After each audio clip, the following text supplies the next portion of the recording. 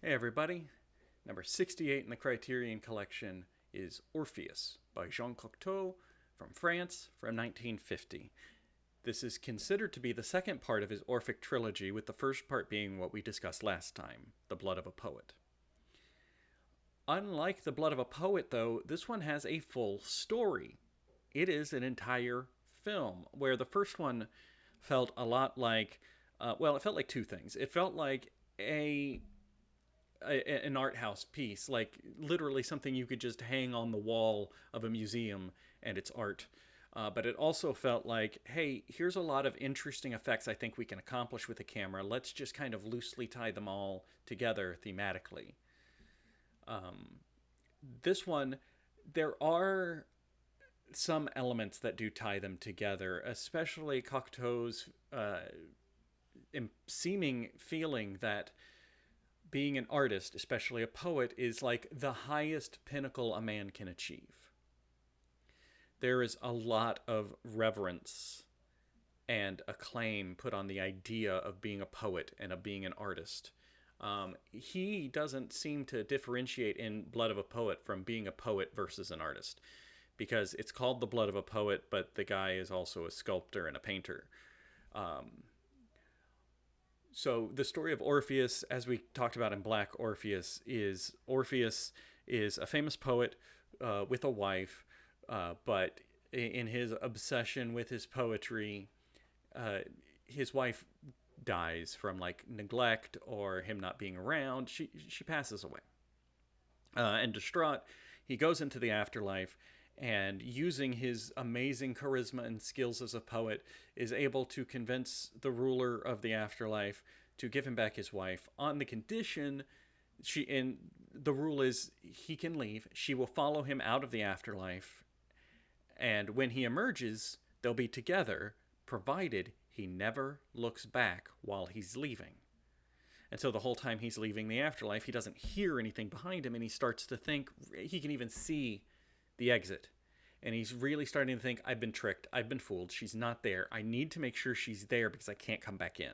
And he turns around, and there she is, and he sees her just in time for her to get pulled away because he broke the deal.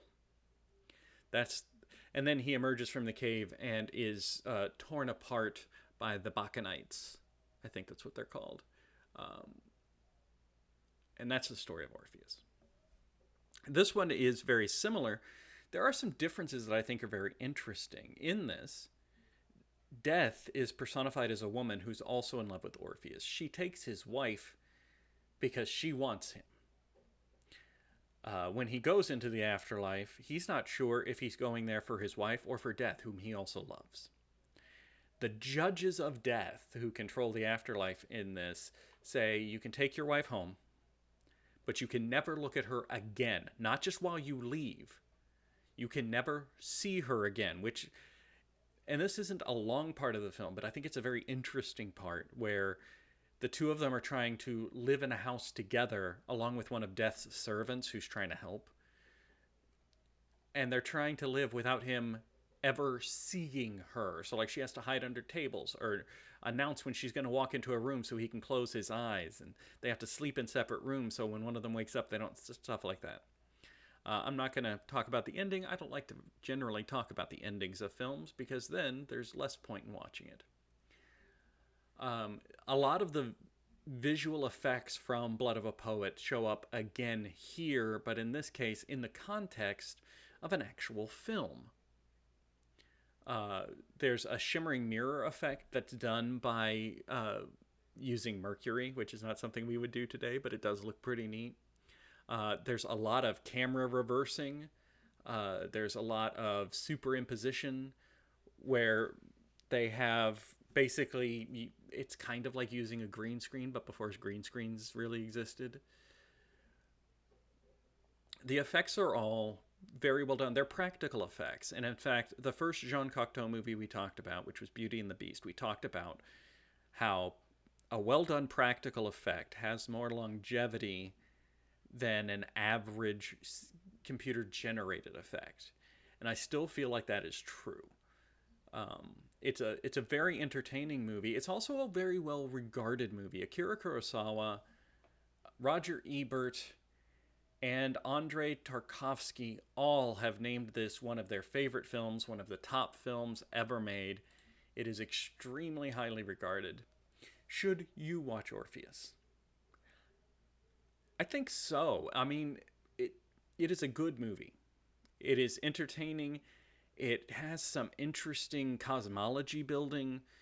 The effects are well done, and it does do some fun twists on the Orpheus story. It adds just a sprinkling of originality to the Orpheus story.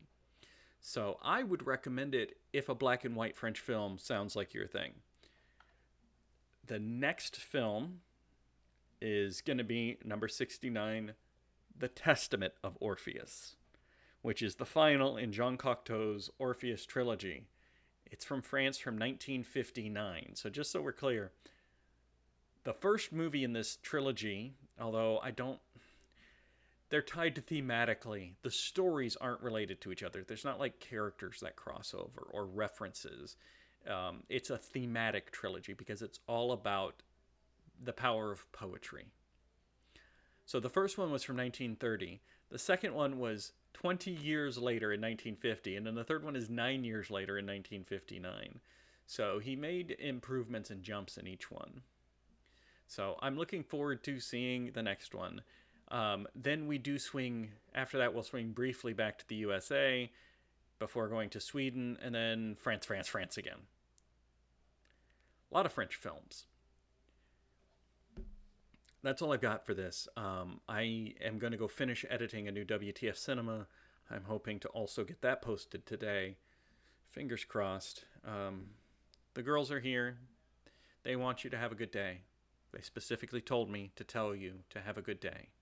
They're rooting for you and they know you can do it. Thank you as always for being a part of my bizarre journey through the Criterion Collection. I'll be doing this for the next 20 years, it seems. Maybe you'll be doing it with me. I'll see you next time.